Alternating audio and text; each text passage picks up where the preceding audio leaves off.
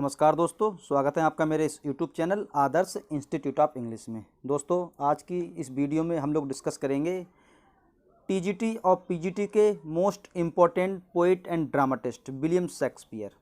William Shakespeare के बारे में बात करेंगे और इस वीडियो में हम लोग डिस्कस करेंगे 15 ऑप्शनल क्वेश्चंस के बारे में, 15 MCQs के बारे में डिस्कस करेंगे। साथ साथ इनके बारे में जो एक्स्ट्रा इन्फॉर्मेशन है उसके बारे में डिस्कस करेंगे। जो 15 क्वेश्चंस जो आपके इस वीडियो में डिस्कस करूंगा उससे रिलेटेड जो भी जानकारी होगी उस पूरी जानकारी को देने का प्रयास करूंगा। तो शुरू करते हैं आज की वीडियो। देखते हैं कौन कौन से क्वेश्चंस हैं। सबसे पहले ये फर्स्ट स्लाइड है, लिखा है फर्स्ट क्वेश्चन, द फ्रेज है जो आपकी small Latin and less Greek is referred to Shakespeare. ये जो फ्रेज है small Latin and less Greek, मतलब बहुत कम उन्होंने लैटिन सीखी और बहुत कम ग्रीक भाषा सीखी। तो small Latin and less Greek ये किसने कहा था विलियम शेक्सपियर के लिए? ये कहा था बेन जॉनसन ने। बेन जॉनसन ने ये कहा था।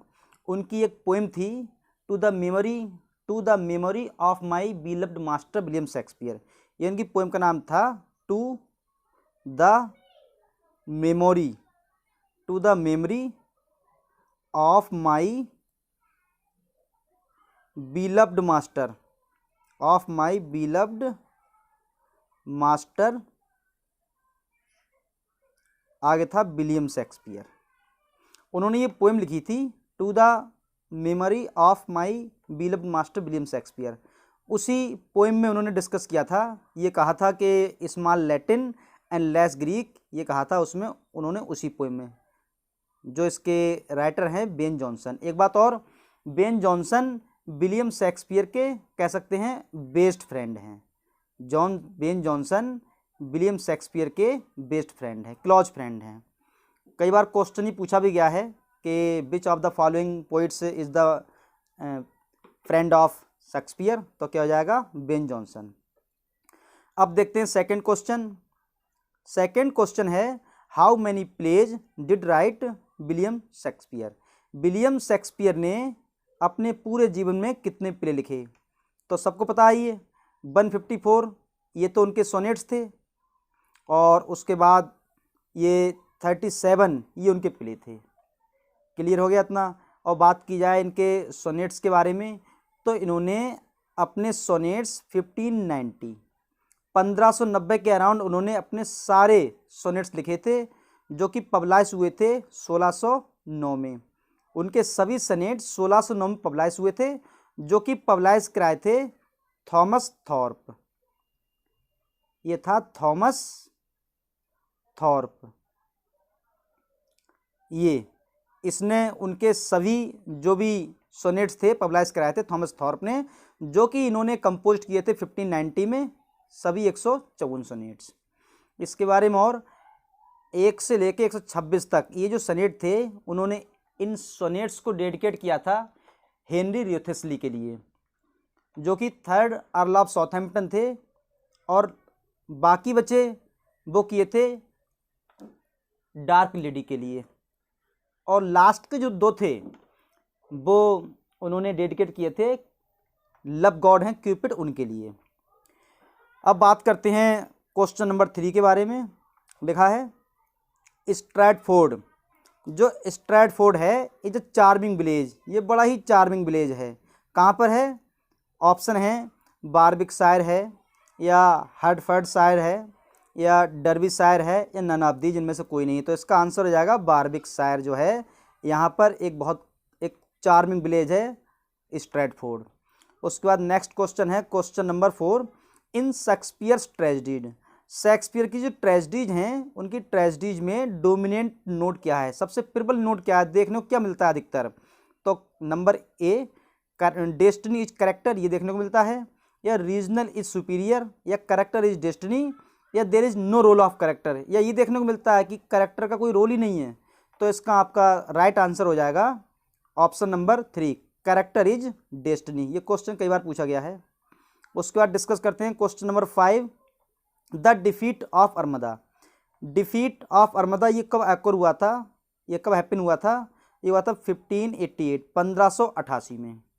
ये आपके 5 क्वेश्चन डिस्कस हो गए। अब देखते हैं नेक्स्ट क्वेश्चन नंबर 6 है द नैरेटिव पोइम। उनकी जो नैरेटिव पोइम है वीनस एंड एडोनिस, ये पोइम जो है उन्होंने किसे डेडिकेट की थी? तो इसका राइट आंसर हो जाएगा, एक तो ये दे रहे हैं number A earl of Southampton इनके लिए, या हेनरी रिथेस्ली इनके लिए, या बोथ ऑफ अबव ऊपर वाले दोनों के लिए, या नन ऑफ दीज इनमें से कोई नहीं। तो राइट आंसर हो जाएगा वीनस एंड एडोनिस जो उनकी पोइम है, इन्होंने इस पोइम के लिए लिखा था 1593 में। 1592 से 93 तक इस पोइम को उन्होंने कंपोज किया था, जो कि उन्होंने डेडिकेट की थी अर्ल ऑफ साउथैम्पटन के लिए। इन्हीं को कहते हैं, इन्हीं का नाम है हेनरी रिथेस्ली। तो इसका राइट आंसर क्या हो जाएगा? Both of above. तो 1593 में उन्होंने इस पोइम को कंपोज किया था। ऐसा उन्होंने क्यों किया? 1593 में ये पोइम आई थी, उसके बाद में सेकंड, इसके बाद में दूसरी पोइम आई थी 1594 में, जो कि पोइम थी द रेप ऑफ ल्यूक्रीस। 1593-94 में, इसी समय में उन्होंने इन दो पोइम्स को कंपोज किया था। रीज़न ये था 1593 में लंदन में प्लेग की महामारी फैल गई थी, और बिकॉज ऑफ प्लेग के कारण सभी थिएटर्स जो क्लोज हो गए थे, सभी थिएटर्स बंद हो गए थे, और थिएटर्स जब बंद हो गए थे तो प्ले परफॉर्म नहीं किए जा सकते थे। इस रीज़न से, यही रीज़न था कि उन्होंने पोइम्स को कंपोज किया। उस समय उन्होंने 93-94 में कोई प्ले नहीं लिखा था, इसलिए उन्होंने इस पोइम को लिखा था। हेनरी रिथेस्ली के लिए इस पोइम को डेडिकेट किया था। अब देखते हैं next question, which play is Shakespeare unfinished. William Shakespeare का कौन सा ऐसा प्ले है जो अनफिनिश्ड है? तो कौन सा हो जाएगा? Henry eight. हेनरी एट एक ऐसा प्ले है जो उनका अनफिनिश्ड है, और इसी प्ले को उन्होंने फ्लेचर के साथ मिलकर लिखा था। क्वेश्चन नंबर 8 है आपका, the first folio of William Shakespeare. William Shakespeare का जो फर्स्ट फोलियो था ये कब आया था? विलियम शेक्सपियर का फर्स्ट फोलियो कब आया था? तो इसके ऑप्शन हैं 1620 में, या 1621 में, 1622 में, या 1623 में। विलियम शेक्सपियर का जो फर्स्ट फोलियो आया था ये कब आया था? तो ये आया था आपका 1623 में। 1623 में ये जो फर्स्ट फोलियो आया था, इसमें जैसा कि आपको पता है विलियम शेक्सपियर ने सभी 37 प्ले लिखे हैं, लेकिन जब ये फर्स्ट फोलियो आया था उसमें सभी प्ले थे 36 प्ले थे जब उनका आया था ये फर्स्ट फोलियो। फर्स्ट फोलियो में थे 36 प्ले, अब एक प्ले रह गया। 36 प्ले थे और सभी थे 37, तो कौन सा रह गया?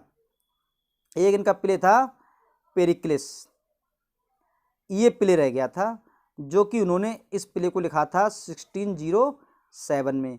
यही वो प्ले है जिसे ये भी कहते हैं प्रिंस ऑफ टायर। तो पेरिक्लिस जो है, इनका जो फर्स्ट फोलियो आया था 1623 में, उसमें ये नहीं था।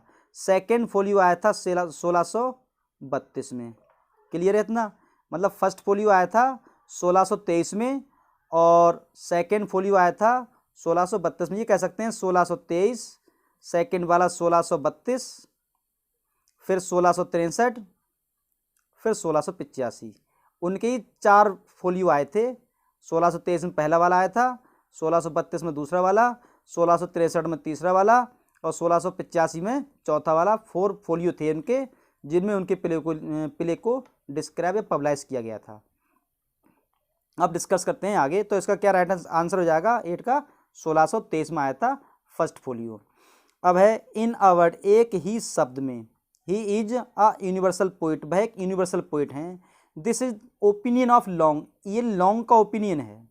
लॉन्ग ने कहा था कि एक ही शब्द में अगर ये बात को कह दिया जाए कि वह एक यूनिवर्सल पोइट हैं, तो किसके लिए कहा था उन्होंने? विलियम शेक्सपियर के लिए कहा था उन्होंने कि in a word he is a universal poet, कहा था शेक्सपियर के लिए। Question number 10, who published the first life of Shakespeare. ये लाइफ ऑफ शेक्सपियर जो एक वर्क है, ये 1709 में तो आया था, 1709 में आया था। ये पब्लिश किसने किया था? निकोलस रोब ने। इन्होंने इस प्ले के लिए पब्लिश किया था। देखते हैं उसके बाद में लास्ट स्लाइड है ये आपकी। Who attacked Shakespeare. शेक्सपियर पर किसने अटैक किया? इन पैम्पलेट, एक पैम्पलेट के साथ में। जो आई थी, ये groats worth of wit bought with a million of repentance. ये किसने कहा था? ये कहा था रॉबर्ट ग्रीन ने। जब उन्होंने उनके एक प्ले था हेनरी सिक्स, उसके लिए कॉपी करके कुछ लिखा था और काफ़ी प्रसिद्ध भी हुआ था, तब उन्होंने इसे लिखा था, अ ग्रोट्स बर्थ ऑफ बिट। उसके बाद में नेक्स्ट क्वेश्चन है 12। आई लव्ड द मैन, मैं उस आदमी से प्रेम करता हूँ। And do honour his memory, उसकी मेमोरी का सम्मान करता हूँ। On this side idolatry as much as many, बहुत अधिक। ही वाज इंडीड ऑनेस्ट, वह वास्तव में ऑनेस्ट थे। एंड ओपन फ्री नेचर, और फ्री नेचर वाले थे। किसके लिए कहा है इन्होंने? ये कहा है विलियम शेक्सपियर के लिए बेन जॉनसन ने। बेन जॉनसन ने कहा है ये। उसके बाद डिस्कस करते हैं क्वेश्चन नंबर 13। इसमें क्या है? ग्लोब थिएटर था, एक था ब्लैकफ्रियस थिएटर। दो थिएटर्स थे, दोनों एसोसिएटेड किससे संबंधित हैं? विलियम शेक्सपियर से। मतलब ग्लोब थिएटर और ब्लैकफ्रियस थिएटर, दोनों थिएटर्स एसोसिएटेड हैं, संबंध रखते हैं विलियम शेक्सपियर से।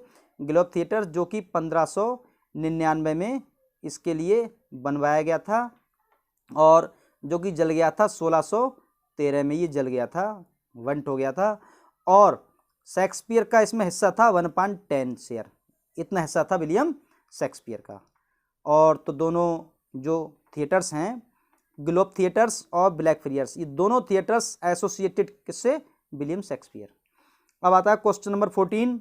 इट इज़ सेड दैट, ऐसा कहा जाता है कि हेनरी VIII, जो हेनरी VIII है, ये अ वर्क ऑफ फ्लेचर, ये फ्लेचर का वर्क है। ये मैंने अभी डिस्कस किया था आपको लोगों के सामने थोड़ी देर पहले कि हेनरी VIII जो वर्क है, इसके लिए लिखा है फ्लेचर ने और साथ साथ विलियम शेक्सपियर ने। फ्लेचर और विलियम शेक्सपियर दोनों ने हेनरी VIII को लिखा है, जो कि अभी बताया था, और इससे एक ऑप्शन भी आया था, जो कि इनका ये प्ले है, कैसा है? अनफिनिश्ड है। कौन सा? Henry VIII। उसके बाद क्वेश्चन नंबर 15, लास्ट क्वेश्चन है आपका ये। Others avoid our question, others avoid our question thou are free, about whom did Matthew Arnold write. Matthew Arnold ने ये किसके बारे में लिखा है? तो मैथ्यू आर्नोल्ड जो थे, जो कि 1822 में इनका जन्म हुआ था और 1888 में इनकी डेथ हुई थी। और ये विक्टोरियन पोइट हैं, क्रिटिक भी हैं। और इन्होंने एक सोनेट लिखा था, जिस सोनेट का नाम था शेक्सपियर। ये सोनेट का नाम था शेक्सपियर। तो शेक्सपियर जो सोनेट लिखा था उन्होंने, उसी सोनेट में ये लाइन आई थी, others avoid our question thou art free. तो ये किसके लिए लिखा है उन्होंने? विलियम शेक्सपियर के लिए। तो माय डियर फ्रेंड्स, ये थे 15 क्वेश्चंस विलियम शेक्सपियर के बारे में। आज की वीडियो में बस इतना ही। नेक्स्ट वीडियो में डिस्कस करेंगे इनके और मोस्ट इंपॉर्टेंट MCQs, और उनसे रिलेटेड जो थ्योरी होगी उसे भी डिस्कस करेंगे। आज की वीडियो में बस इतना ही। Thanks for watching. जय हिंद दोस्तों।